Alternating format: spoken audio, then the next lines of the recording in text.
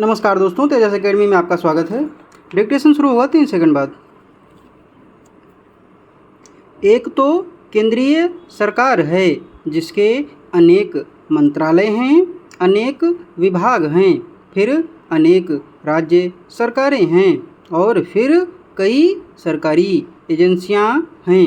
प्रत्येक आधुनिक देश में राज्य कर रही सरकार का काम कानून और व्यवस्था को बनाए रखने का, समर्थक पर्यावरण को बनाने का और सामाजिक हित को ध्यान में रखकर सब कार्य करने का होता है।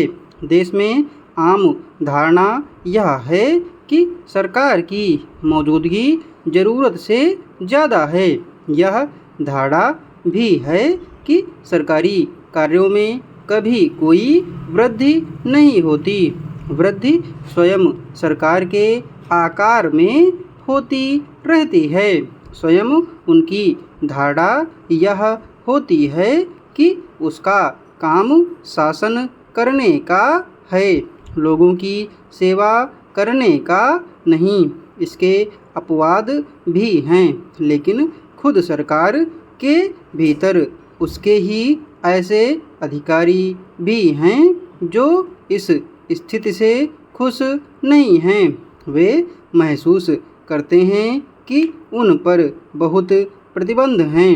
वे इन प्रतिबंधों से परेशान रहते हैं। अगले एक भाग में, जिसमें हम बताएंगे कि हमें क्या करना चाहिए, हम कुछ लोगों की क्या समझ है, इसकी चर्चा भी करेंगे। लेकिन सबसे पहले हमें सरकार को एक सर्वांगी एकल सत्ता के रूप में देखना होगा और हमें सारे देश को भी एक सर्वांगी और एकल सत्ता के रूप में, एक चेहरा के रूप में देखना होगा। लेकिन हमें हमेशा उसके जुदा जुदा चेहरे की दिखाई देते रहते हैं। विभागों, अधिकारियों और कर्मचारियों के रूप में यह एक सर्वविदित तथ्य है कि सरकार में अनेक खेल के मैदान हैं। काफ़ी संख्या में समकक्ष स्थल भी हैं जहां तालमेल बैठाने की कोशिश की जाती है, मगर समकक्षता के स्थान पर उन्हें काम करने का निश्चय लेने का एक साधन बना लिया जाता है। सरकार में राजनीतिक प्रणाली अलग अपने ढंग से अपना काम करती रहती है। पिछले 50 वर्षों में भारत में जो भी विकास हुआ वह ज़्यादातर सरकार की वजह से ही हुआ है।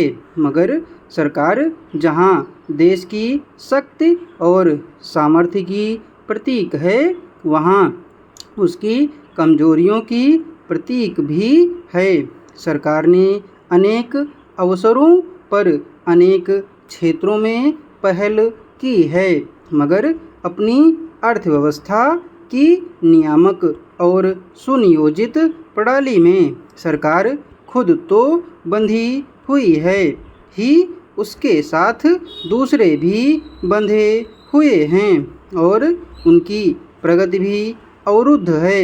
लिहाजा सरकार को पहला काम यह करना होगा कि वह अपनी उपस्थिति को कम से कम करे और अपनी ही एजेंसियों को स्वयं कुछ करने का अधिकार दे। वह सार्वजनिक हित के दूसरे महत्वपूर्ण मुद्दों जैसे सार्वजनिक शिक्षा और स्वास्थ्य पर ज़्यादा तवज्जो दे। वह समाज के कमज़ोर वर्गों की हालत में दूरगामी सुधार लाने के उद्देश्य से पारदर्शी कार्यविधियों पर अमल करे। लेकिन इन कार्यों को संपन्न करने के लिए उसे आवश्यकता होगी द्रुत गति से विकास कार्यों को शुरू करने और उन्हें अंजाम देने की